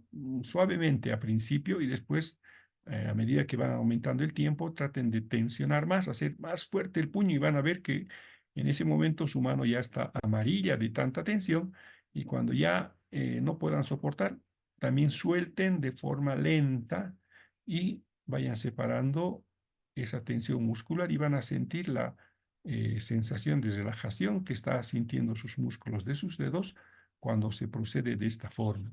Lo mismo el niño tiene que hacer, ¿no? Pero no solamente con sus manos, sino con todos los músculos de su cuerpo para que esa sensación de relajación pueda hacer conciencia de la relajación que tiene que tener sus masas, su aparato fonador, para producir algún sonido específico con el control consciente de este niño que controla sus músculos, tensión y distensión para producir sonidos. La idea es esa, ¿no? La relajación ayuda a tener conciencia del tono muscular. Otras actividades que podemos hacer, por ejemplo, ¿no?, cuando pronuncie sonidos difíciles en cualquier porción de la palabra, se tratará de que lo realice en su lenguaje espontáneo. O sea, si no puede decir, por ejemplo, la palabra de forma correcta, la palabra pelota, en vez de decir pelota, dice petola, ¿no? Entonces hay que esperar que de forma espontánea él lo diga, ¿no? No necesariamente insistiendo, ya di pelota, pelota, pelota. Y entonces, a veces de forma espontánea salen los fonemas, ¿no? Y muchas veces nos ha pasado a nosotros también que cuando nos insisten en la producción o en recordar algo, ¿ves? No podemos recordar precisamente porque empieza a conflictuarse y entra en una especie de ambivalencia el control voluntario de sus sonidos y en vez más bien de manejarlo, sucede lo contrario, ¿no? Hay un descontrol completo de las masas musculares. Eso se da por lo que sucede en los conflictos a nivel emocional. Podemos, en vez de ayudar a producir sonidos, podemos también colapsar con esos sonidos. También hay que hacer que los niños ya tengan o puedan plantear preguntas abiertas, a que los niños expongan sus propias opiniones sin exigir, digamos, que pronuncien la palabra, ¿no? O estén sujetos a decir, con otras palabras tal vez puedan decir lo mismo. En vez de decir pelota, pueden decir balón y no tener el conflicto de producir siempre la palabra pelota cuando pueden decir balón, por ejemplo, ¿no? Tal vez cuando digan balón no van a tener muchos problemas. Hay que dejar eso abierto, ¿no? A los niños para que ellos tengan esa oportunidad de decir con otras palabras estas palabras o estos sonidos que no pueden decir. También hay que hacer actividades que estimulen el lenguaje espontáneo, ¿no? También explicar lo que están viendo, ¿no? Y eso puede también ayudar a que ellos describan las dificultades que tienen. Esto es un ejercicio muy interesante, ¿no? Que los mismos niños empiecen a describir su dificultad. En principio, tal vez a ustedes, ¿no? Pero después pueden ellos mismos utilizar este mismo esquema de ver o analizarse en qué dificultades tienen para pronunciar un sonido específico y que ellos mismos se vayan autocorrigiendo. Y eso es importante, ¿no? También, por ejemplo, leer en voz alta para que el propio niño se vaya escuchando. Aquí es bueno utilizar la grabadora, como les decía, ¿no? Que ellos mismos, por ejemplo, ¿no? Teniendo una grabadora a mano, sin estar expuestos, ellos mismos leyendo un cuento o un libro, ellos puedan grabarse. Y van ahí mismo ellos notar en qué partes han cometido el error para que puedan autocorregirse, ¿no? Ellos mismos exploren sus propias dificultades y puedan también intentar corregir desde ese punto de vista. Pueden acudir también a cuentos, a novelas, a poesías, para que ellos puedan tener más oportunidades y tener una actitud positiva hacia el desarrollo del lenguaje oral y después una inclinación hacia la lectura, ¿no? De todas formas, puedan ustedes advertir que a veces muchos niños que no pronuncian bien las palabras probablemente no les guste leer y probablemente también ellos no se estimulen por este hábito a la lectura. Entonces estamos en un pronóstico, digamos, de que ellos no van a ser buenos lectores. Entonces hay que romper esa especie de pronóstico, ¿no? Y más bien estimular, ¿no? Hacer que ellos mismos tengan esa capacidad o esa valentía de enfrentarse a este tipo de desafíos para encaminar sus habilidades hacia la lectura. También podemos, aparte de hablar, hacerles cantar canciones que amplíen su vocabulario, algunas rimas, ¿no? Y que puedan distinguir sonidos similares, de tal forma que no solamente nos preocupemos por producir el sonido, sino también de reconocerlo en el sonido específico. También es bueno que ellos aumenten su capacidad discriminativa, como por ejemplo hacerle escuchar sonidos de cosas raras, ¿no? Como sonidos de olas que golpean el mar, o rayos, ¿no? O de la lluvia, o de los vientos, ¿no? Que puedan ellos tener sonidos relacionados con la naturaleza y escucharlos. También, por ejemplo, sonidos como agitar monedas, hacer caer lápiz, por ejemplo, ¿no? O escrujar una hoja o también rasgar una hoja. O sea, sonidos raros, ¿no ve? Que no necesariamente están relacionados con las palabras, sino con sonidos raros. Con esto estamos ayudando a discriminar la parte auditiva, profundizando un poco más su capacidad auditiva. Bien, entonces hasta ahí lo de la dislalia. Como les decía, tal vez ustedes tengan de ampliar más estas estrategias en ese módulo que viene después, ¿no? Sin embargo, esto también quería comentarles. A los que nos están colaborando he pasado un material que nos va a servir. Tal vez al finalizar vamos a comentar esto, pero hay la posibilidad de que ustedes tengan un material que he proveído a los organizadores de este cursito para que ustedes lo puedan tener y lo puedan bajar de esta plataforma, ¿no? Yo no he podido subirlo esta mañana y también creo que ha habido algunas dificultades para que los que nos ayudan puedan hacer esto. Espero que en esta semana o tal vez hasta la próxima clase ya tengamos en plataforma esos materiales que estén a disposición de ustedes. Bien, antes de pasar a la dislexia, voy a modo de descansar un ratito, dejar de compartir la pantallita y esperar que ustedes hagan alguna pregunta, tal vez quieran ampliar algo o quizás contar su experiencia. Estoy abierto para esta preguntita, ¿no? A modo de descansito. ¿Qué dicen? ¿Alguna pregunta?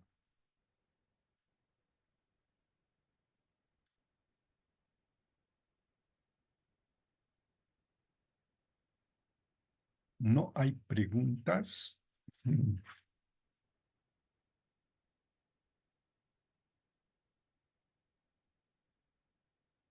Bueno, espero que estén. Lice- María eh, Luz.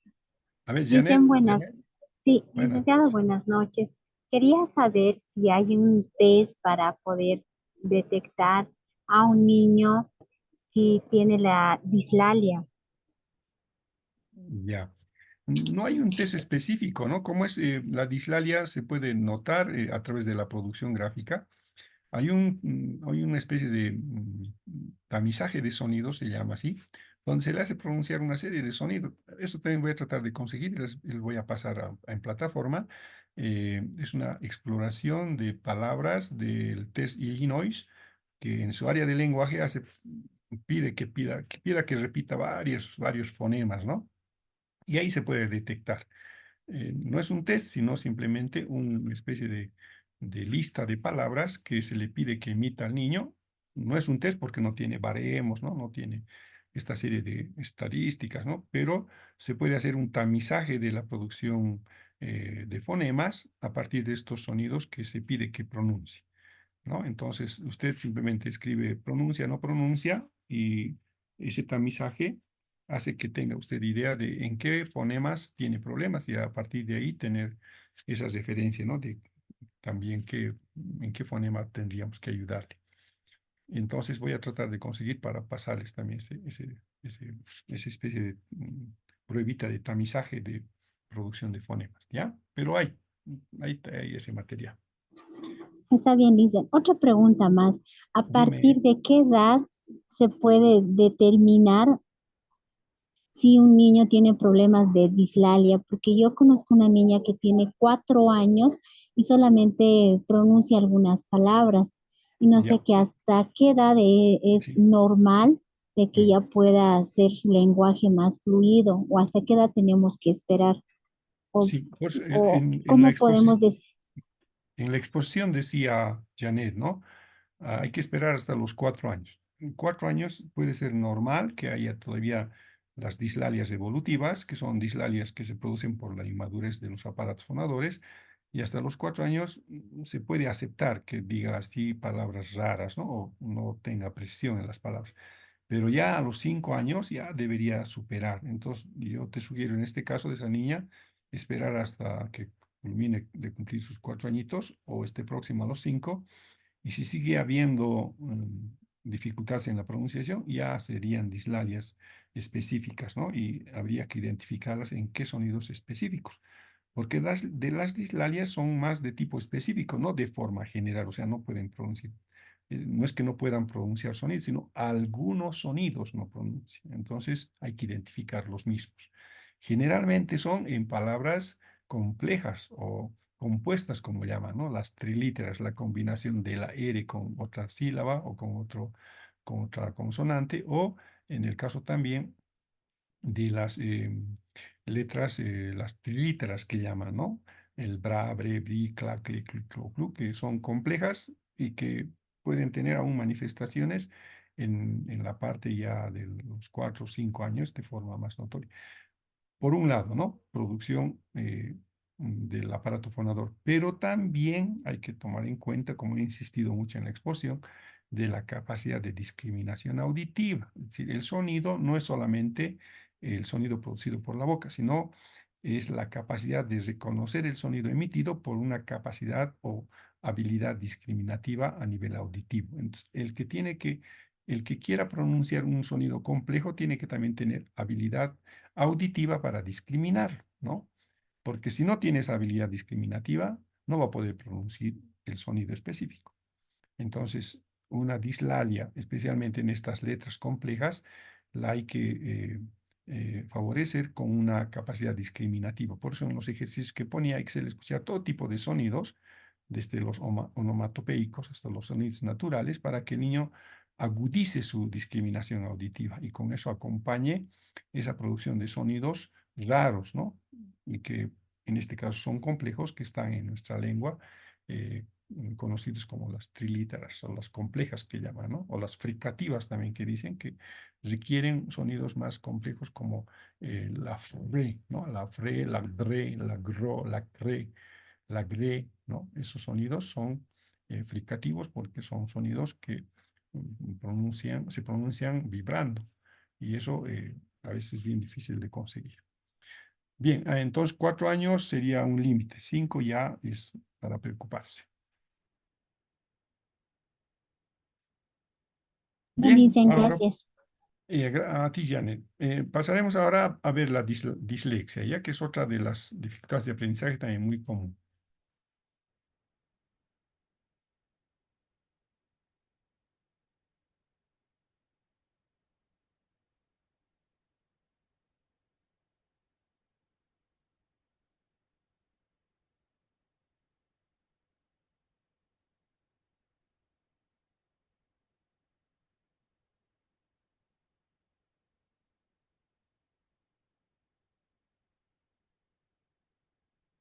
Ya. ¿Se está viendo, no? Por favor, confírmeme.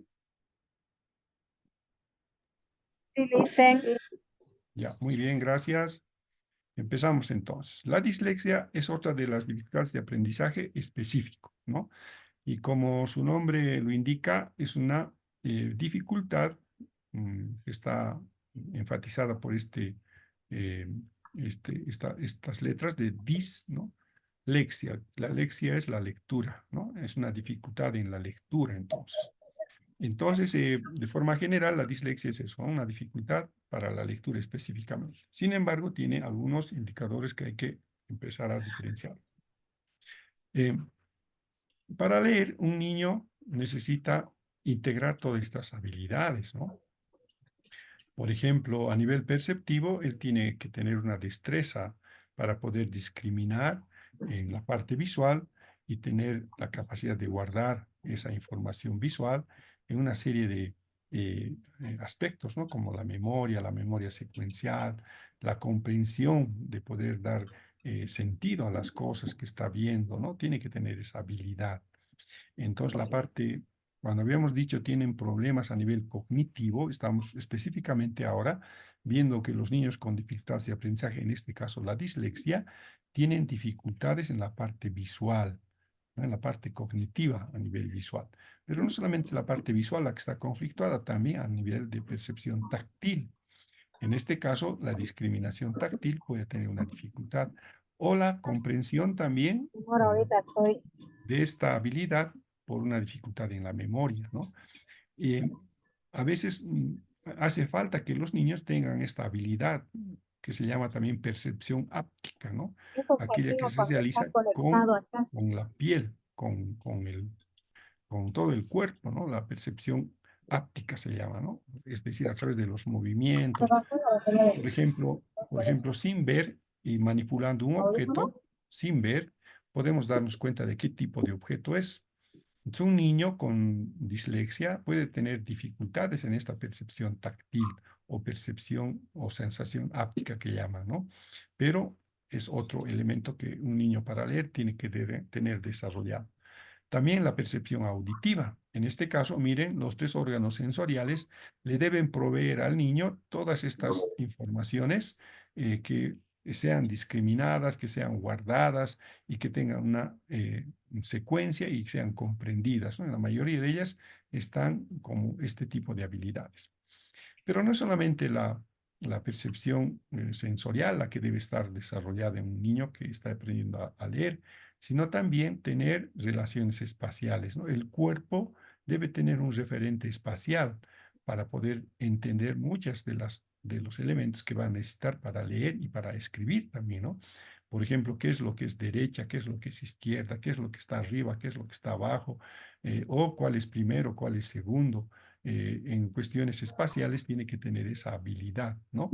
Pero también estas capacidades de relacionar los órganos sensoriales con estas relaciones espaciales le va a permitir pues a él coordinar el ojo, la mano y el pie en esta relación perceptiva y también percepción espacial. Por ejemplo, arriba las manos, abajo las manos, la mano derecha arriba, la mano derecha abajo, ¿no? Cruce la mano derecha al lado izquierdo. Todas esas formas de juicios espaciales que nosotros abordamos en nuestro cuerpo o en los objetos, por ejemplo, encima de, anda al lado derecho de esa puerta está mi escritorio. Al decir simplemente eso, estás tú utilizando simbólicamente un referente espacial que el niño tiene que saber comprender cuál es la derecha de ese lugar donde tú has indicado, ¿no? Y eso se consigue con la coordinación, pues, del cuerpo con los otros diferentes aspectos, ¿no? Para poder, por ejemplo, reconocer la forma de los objetos, los contenidos de los objetos, el tamaño, el color, que son los elementos que ayudan a diferenciar espacialmente a un objeto o a un lugar o a una persona. Entonces, todas esas cosas tiene que tener desarrollado el niño. Pero también el vocabulario, ¿no? En muchos casos, nuestras aptitudes cognitivas, tanto percepción visual, visual, auditiva o táctil, están acompañadas de palabras, ¿no? No hay nada en nuestro pensamiento que no esté con palabras. Entonces, las palabras tienen que acompañar la percepción táctil, porque si no, ¿cómo podríamos diferenciar? Por ejemplo, si yo digo suave y áspero, ¿cómo yo podría diferenciar y darme cuenta de esas dos sensaciones táctiles si no le acompaño con una palabra? ¿No? Para entender que es suave, tengo que conceptualmente, por el vocabulario que tengo, diferenciar qué es suave a áspero. Eso es lo que hace el vocabulario, pero también la comprensión y a la aprehensión de conceptos expresados en palabras. Alto, a diferencia de bajo; ancho, a diferencia de delgado; grueso, a diferencia de delgado también, ¿no? O gordo, flaco, etcétera. Todas las series de palabras que hacen diferenciaciones en la información sensorial debe ser parte de nuestro repertorio. Y el vocabulario es necesario que un niño que tenga dificultades de aprendizaje razone o tenga en amplitud. Pero no solamente las palabras, sino el razonamiento verbal también, ¿no? Aquello que indique, por ejemplo, como les decía, debajo de anda a la puerta, al decir anda a la puerta, no solamente estás diciendo sonidos, sino estás relacionando el verbo andar y el sustantivo a la puerta, ¿no? Estás relacionando elementos y estás generando un razonamiento verbal. Por ejemplo, cuando le dices anda a mi cuarto, en el ropero, en el segundo cajón, está mi malla, tráemelo. Entonces, al decir eso, estás diciendo palabras, estás emitiendo palabras, pero estás dando una serie de secuencias de acciones, ¿no? Tanto espaciales como también de acciones. Entonces, todo eso nos permite, las aptitudes verbales, generar un simbolismo para comprender esos sonidos en un sentido más global, ¿no? En este caso, la instrucción que estés recibiendo. Sin embargo, también esa serie de secuencias lógicas o secuencias ordenadas tienen que tener ritmo, pues, ¿no? ¿Cuál es el primero? ¿Cuál es el segundo? Eh, Etcétera, etcétera. Esta serie de ritmos tienen esa posibilidad, ¿no? De generar en nosotros habilidades para que podamos hacer la lectura. La integración de todos estos sonidos, de todos estos elementos, perdón, ¿no? Nos va a permitir organizar las habilidades para poder sacar información, categorizarla, etiquetarla, ¿no? También para hacer apropiación correcta de lo que pertenece y de lo que no pertenece, las habilidades para reconocer partes de un todo o el todo y sus partes. Estas habilidades que son enteramente cognitivas nos ayudan a reconocer, pues, tanto, por ejemplo, secuencias como pequeño, grande, más grande, principio, medio, final, primero, segundo, último. Y eso tenemos que tener como repertorio para poder hacer la lectura. Bueno, en ese sentido, antes de leer el niño tiene que tener estas habilidades. Entonces, esto ya nos está indicando que para que un niño con dislexia que no muestre estas habilidades, probablemente alguno de estos aspectos no está bien desarrollado del niño con dislexia, ¿no? O tiene alguna alteración, porque también se ha ido comprobando recientemente que la dislexia es un problema compensatorio de un déficit en el lóbulo izquierdo, en el hemisferio izquierdo, que no puede hacer las lecturas correctas y son compensadas por el lóbulo derecho y generan un conflicto, que lo vamos a ver tal vez en un videíto muy cortito, de que el niño con dislexia o la persona con dislexia tiene una diferente forma de decodificar los sonidos en estas grafías que implica las letras, ¿no? Y al tener esta serie de deficiencias, producen este fenómeno de la dislexia. Pero este cuadrito nos ayuda a entender que el niño para leer tiene que tener todas estas habilidades desarrolladas. Si alguna de estas habilidades no está bien desarrollada, va a manifestar esta dificultad de lectura. Entonces ya podemos ver estas dificultades de lectura principalmente al leer o al escribir también, ¿no? Aunque no se trate específicamente de la escritura, sino principalmente de la lectura, pero se manifiesta también porque el niño que lee y ha leído inadecuadamente va a escribir inadecuadamente también. Se dice que se trata de un bloqueo que provoca desórdenes en la lectura, en la escritura y el habla. Por lo tanto, dice, no puede ser diagnosticada si el niño no ha empezado a leer y escribir. Y eso es cierto, ¿no?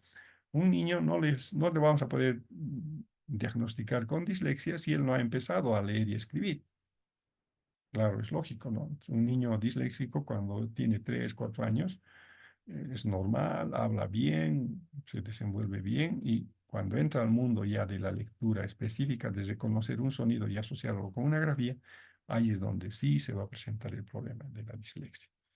Bueno, también dice, estos niños no pueden leer bien y a veces invierten la letra, ¿no? En el sentido de la diferenciación espacial. Por ejemplo, la B con la D, esta diferenciación de que la bolsita está al lado derecho y no al lado izquierdo, es clave, ¿no? Para generar este diagnóstico cuando el niño hace estas inversiones o en la referencia de a la derecha y a la izquierda, aquí también, ¿no? El redondito el palito está a la izquierda y aquí a la derecha. Estas confusiones en letras parecidas, ¿no? En grafías parecidas puede dificultar y hacer evidente la dislexia, especialmente cuando va leyendo estas palabras pues, o estas sílabas. Generalmente esto se llama problemas de rotación o a veces cuando hacen cálculos y los números los invierten en vez de ver, por ejemplo, el 3 hacen una E, probablemente ahí también muestren una dificultad, ¿no? Pero eso ya lo vamos a ver en otro trastorno que es la disgrafía o la discalculia, que también es similar a este, ¿no? Es la inversión de números en vez de letras. Entonces también podemos llegar a decir que se caracterizan estos niños por un rendimiento inferior al normal para su edad y también van a ser totalmente independientes a su cociente intelectual, ¿no? En algunos casos son niños con una inteligencia superior, ¿no? Niños disléxicos. Y de esto hay N ejemplos de personajes especialmente del mundo artístico, que teniendo un grande coeficiente intelectual, tenían problemas en la lectura, ¿no? Pero eso puede un poquito minimizar, ¿no? A veces el conflicto que genera que diagnostiquemos a un niño con dislexia y no veamos otros aspectos también de sus habilidades que comparadas con la lectura pueden ser mejores, como por ejemplo, estas personas que tienen dislexia son expertos en el arte, ¿no? O sea, tienen una actitud artística muy superior a la normal. Entonces, si solamente vemos la lectura como una habilidad académica y no lo comparamos en el espectro de las otras habilidades que tenga la persona, quizás seamos injustos con el niño que diagnostiquemos como disléxico. Entonces dice, es preferible evitar situaciones en donde estas dificultades se hagan más evidentes, especialmente porque emocionalmente van a ser afectados. Ya les decía hace rato, ¿no? El problema de las dificultades de aprendizaje sí es una dificultad cognitiva, pero que tiene grandes repercusiones emocionales. Y aquí es una de ellas, ¿no? Que ese niño se le exponga a que no lea, perdón, a que no pueda leer y se le exponga públicamente y no se le comprenda en que no, él no es la intención que él tiene de que no quiera leer, sino no puede leer. Así de sencillo es. Entonces, hacerle o exponerle a este niño en un contexto en donde esa dificultad sea grande por la crítica que recibe de sus pares o de sus compañeros, tampoco es adecuado. Entonces hay que tener mucho cuidado en no afectar más la parte emocional, ¿no? Porque a veces eso va a ser totalmente incompatible con la adecuada intervención. ¿Qué otros indicadores podemos utilizar? ¿No? Principalmente los hereditarios, ¿no? Niños disléxicos siempre tienen o abuelos o papás disléxicos o algún familiar con estas características. También puede ser confusiones en la pronunciación de algunas palabras con semejanza fonética. Entonces, en su desarrollo ya muestran estas dificultades en la pronunciación correcta de algunos fonemas y eso va generalmente dificultando las palabras que van a emitir y posteriormente el reconocimiento de las mismas. ¿Ya? Eh, entonces, es bueno tener en cuenta estos aspectos, ¿no? Por otro lado, también que el retraso en el desarrollo del habla puede estar relacionado con las dificultades en la pronunciación. Un niño que muestra dislalias, especialmente evolutivas, ya nos puede estar anticipando que probablemente tenga problemas en la lectura. Y es lógico, ¿no? Porque la dislalia no es un producto de un aprendizaje académico. La dislalia se puede manifestar ya en los niños de 3, 4 años, como hemos indicado, que no han pasado todavía por la parte académica. Además, en el inicial generalmente no se inicia la lectoescritura aún, ¿no? Tal vez la ejercitación de esas funciones básicas. Pero un niño dislálico que después mejora su dislalia y aprende a producir sonidos, puede también desarrollar una dislexia, ¿no? Y puede ser consecuencia de esa dislalia su manifestación disléxica. Eso es lo que quiere decir en este indicador que sirve para la detección. Entonces, hay que tener ya estos antecedentes. Y los niños no han podido pronunciar o articular alguna palabra y que probablemente terminen siendo disléxicos. También hay retrasos para memorizar los números, ¿no? Aún no reconocen los números, las letras del alfabeto, o los días de la semana, o los colores, o las formas.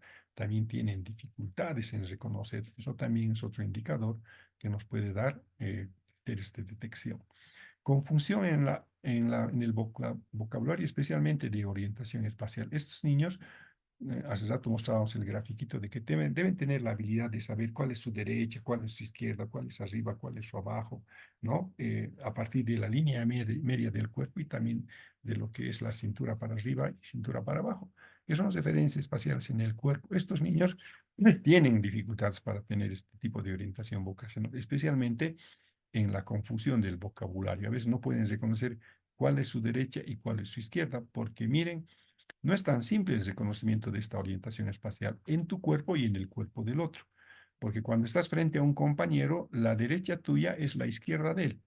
Entonces, para superar este escollo en la discriminación espacial en torno a un interlocutor, tiene que ver con que el niño tenga esa capacidad, ¿no? De colocarse en el cuerpo del otro y en el cuerpo del otro reconocer derecha e izquierda e invertirlo cuando tú te estás refiriendo a él. Eso quiere decir que yo, mi derecha desde mi punto de vista, no va a ser la derecha del que está frente a mí, pero sí va a ser la derecha del que está detrás de mí. Entonces, miren cómo la orientación espacial puede llegar a confundir cuando tenemos como referente a un compañero que esté en el frente o a un compañero que esté atrás. Pero eso va a depender también de la posición del compañero en este lugar. Entonces, puede haber confusión en el vocabulario de orientación espacial. También dificultad para aprender rimas típicas o seguir secuencias. Son niños que cuando, por ejemplo, les hace sonidos para que repitan, como por ejemplo estos, ¿no?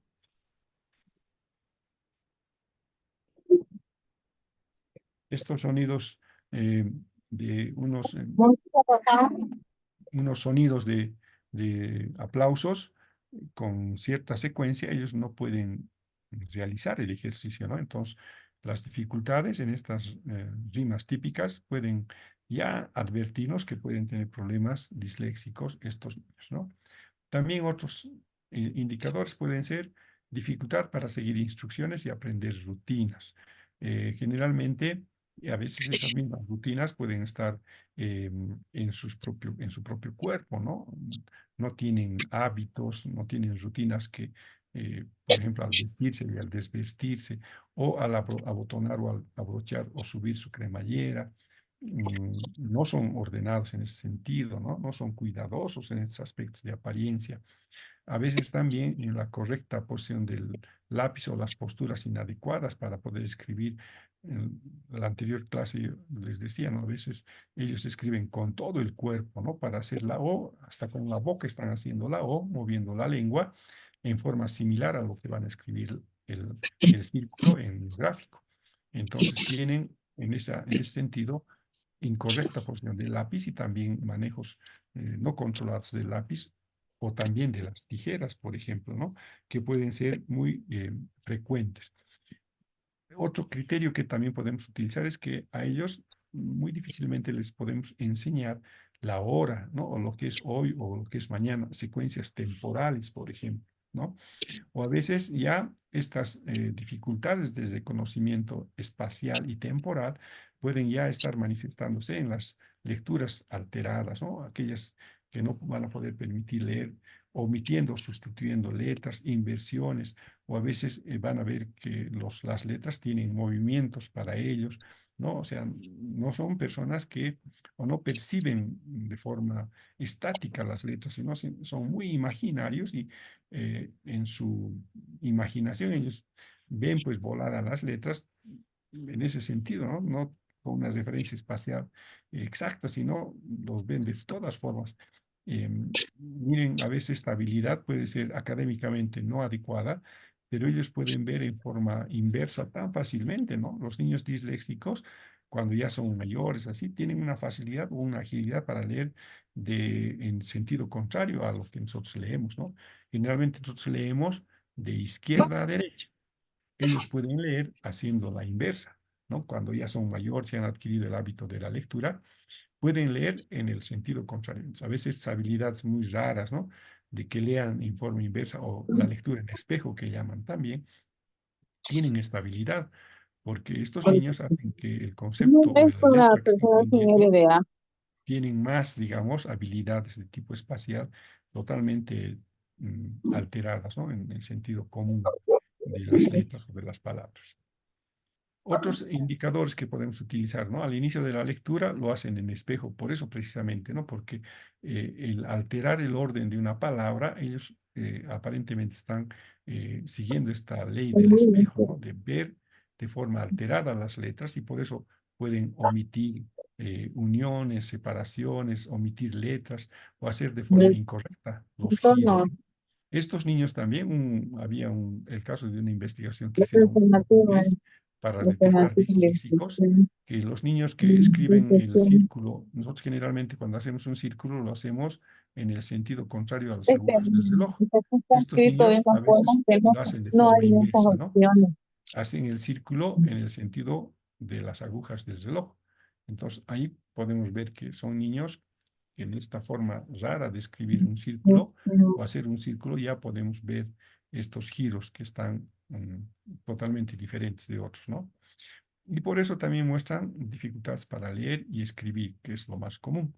También una persistencia a escribir números en espejo o u orientación inadecuada, ¿no? En vez de escribir 5, parece que escribían el 2 o escribir el 6 como 9, ¿no? Invertido.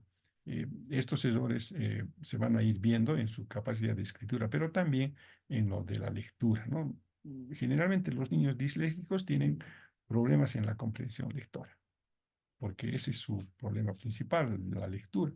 Como no pueden leer, ellos no pueden comprender lo que leen. También hay una lentitud en sus tareas, ¿no? De forma espacial, no pueden escribir bien y no pueden realizar bien las tareas. Hay dificultades para distinguir la derecha y la izquierda. También para aprender el alfabeto, las tablas de multiplicar va a haber mucho problema. Por supuesto, ahí van a estar problemas de atención y concentración también. Y como les decía, una baja comprensión lectora, ¿no? Una baja capacidad de expresión. Ellos lo que han aprendido a escribir no lo utilizan de forma así funcional, ¿no? Ellos aparentemente han aprendido a leer, pero no tienden o no se motivan a escribir. Y por eso precisamente a veces tienen bajo rendimiento académico, porque evidentemente no les motiva a hacer esto, ¿no? Y probablemente los problemas de autoestima y frustración van a ser muy frecuentes.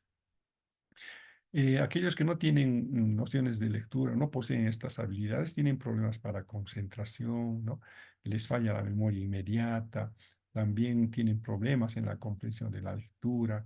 Lo que escriben a veces no les ayuda por ejemplo, en áreas de las matemáticas, ¿no? No saben plantear el problema, no reconocen bien el mismo planteamiento del problema, ¿no? Porque como no leen bien, no llegan a comprender bien la instrucción, especialmente en los problemas que se lanza cuando se plantean problemas académicos a nivel matemático. Hay una mala interpretación de la información porque no comprenden o no llegan a abstraer esa información, porque precisamente su primera dificultad es la lectura y probablemente no lleguen a abstraer porque no han leído bien. Y eso hace que ellos tengan constantes retraso escolar, ¿no? Y su letra también es bien descuidada, desordenada. Si ustedes ven un cuaderno de un niño con dislexia, van a encontrar ahí N ejemplos de cómo esta escritura desordenada, descuidada, es muy común. Son tareas incompletas, hojas incluso que las esquinas están dobladas, a veces rotas o a medio salirse ya en el cuaderno. O sea, son bien descuidados en estas cuestiones muy elementales, ¿no?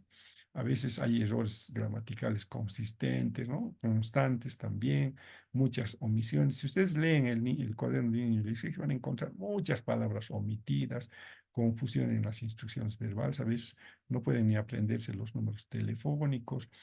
Peor todavía en lenguas extranjeras, mucha dificultad, ¿no? Y por supuesto, baja autoestima, baja comprensión lectora, no les va a gustar ni leer ni escribir, van a tener dificultades en organizar su espacio, sus materiales, en su misma vida así personal o privada, digamos, son bien desordenados porque no tienen este hábito, ¿no? De ir planificando su tiempo o ordenar sus cosas que hacen. A veces son lentos en su trabajo y generalmente ambientes nuevos no les llama la atención.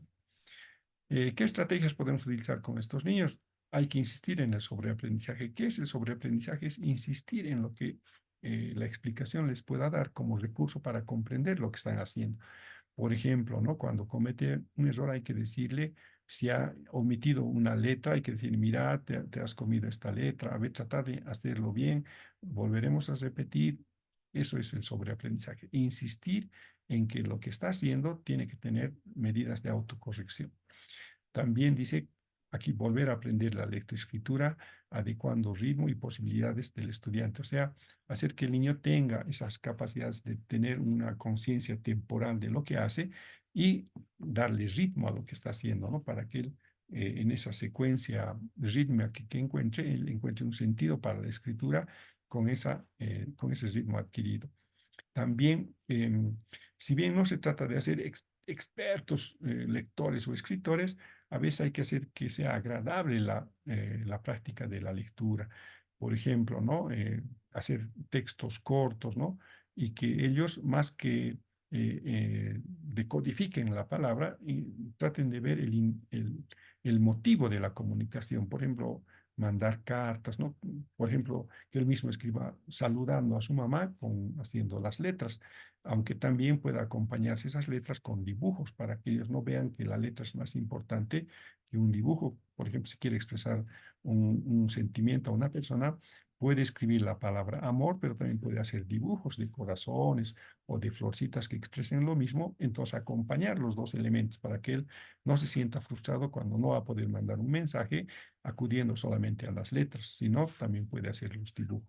Eso también puede estimular al niño a que escriba, a que guste de poder acudir a los símbolos gráficos para expresar emociones, ideas, etcétera, ¿no?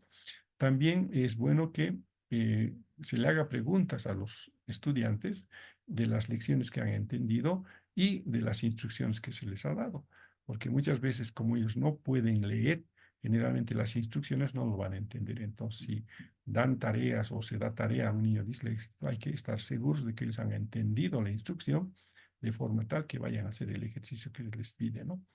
También exigir, ¿no?, que las personas que están viviendo con un niño disléxico sean lo más exigentes posibles en el sentido de mantener ordenado su sitio particular, ¿no? Que tengan ciertas rutinas, ¿no? Y también que que vayan controlando el tiempo que ellos a veces no se ubican temporalmente, ¿no? Hacerles dar cuenta cuánto es 5 minutos a diferencia de 10 minutos, para que ellos en esa secuencia temporal tengan este concepto temporal y puedan adecuarse a esos ritmos, ¿no? También que las explicaciones, las instrucciones sean claras y que también respecto al ritmo que va a requerir el niño, ¿no? De la exigencia misma de la instrucción, también evitar hacer amenazas, ¿no? A veces relacionar con el castigo para que su rendimiento escolar esté en función de la amenaza. A veces eso más bien afecta al niño y le hace perder totalmente el interés por leer, ¿no? Entonces, estos niños se refugian en conductas disruptivas en las clases y en vez de ayudarle, estamos empeorando su conducta, haciendo que ellos tengan más problemas de tipo agresividad y manifiesto en rechazo de este tipo de ambientes, ¿no? También de forma didáctica hay que dar instrucciones sencillas y claras a la vez, hay que asegurarse de que han entendido, incluso hay que pedir que repitan las instrucciones ellos, ¿no? Que a ver qué has entendido, repite qué vas a hacer que ellos mismos, sin acudir a la lectura, sino que ellos, habiendo entendido la instrucción, te lo repitan. También hay que darles tiempo para que puedan pensar o analizar lo que ha querido decir la instrucción. Asígnele tareas que pueda cumplir con éxito. Eso para compensar también aquellas que van a significar lo contrario. Haga que el niño haga lo que sabe hacer, ¿no? Para que eso le demuestre que es una cosa que puede hacer y no tanto lo difícil, ¿no? Por ejemplo, les decía, ¿no? Si no puede escribir algo, tal vez pueda dibujarlo. Entonces, mejor que él dibuje y exprese un sentimiento a que esté frustrándose con letras que no va a poder hacerlo bien o va a tener mucha dificultad. También hay que proveerle un sitio tranquilo, acostumbrarle a tener hábitos de lugares tranquilos, lugares sin mucha distracción para que él se concentre y pueda tener mayor rendimiento en su actuación, ¿no? y en la realización de la instrucción.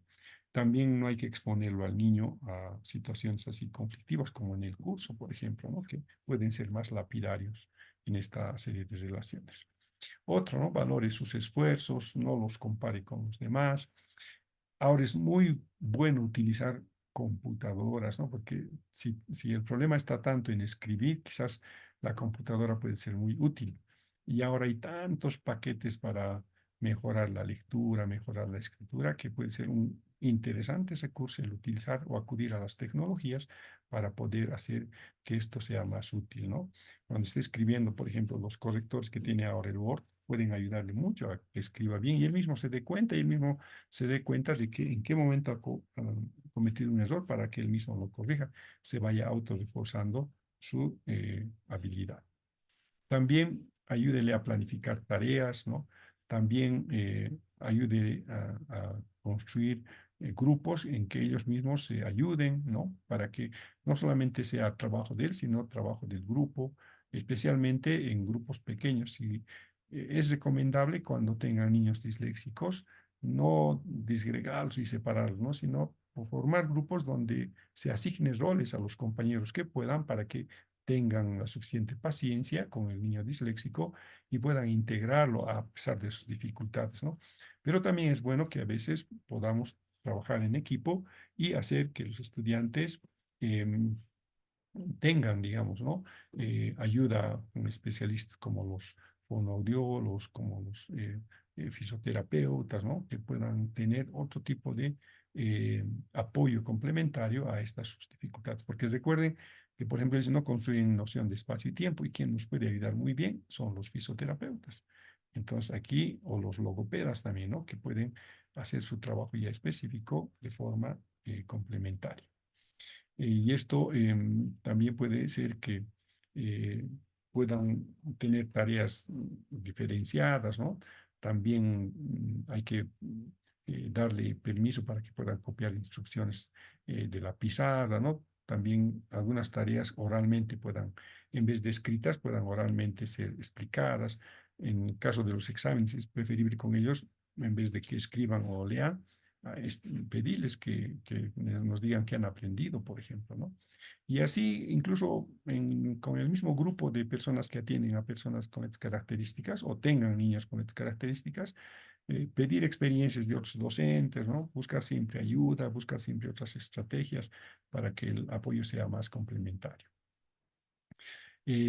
También hay que valorar otras habilidades del niño, ¿no? No solamente lo negativo. Tal vez, por ejemplo, en otros deportes, en el arte, en la música, en otros pasatiempos, estos niños sean mucho más valiosos. Por ejemplo, hay gente, niños disléxicos, que son muy buenos bailarines, muy buenos dibujantes o muy buenos músicos. Entonces hay que tratar de compensar, ¿no? Y no tanto insistir en la lectoescritura nomás, y además, ¿no? Esto requiere también una crítica a nuestro sistema educativo, ¿no? Que no está diseñado para niños con este tipo de trastornos, y a veces hacemos que lo académico valore solamente lo que formalmente se espera de un niño normal y no de los niños con diferencias, ¿no?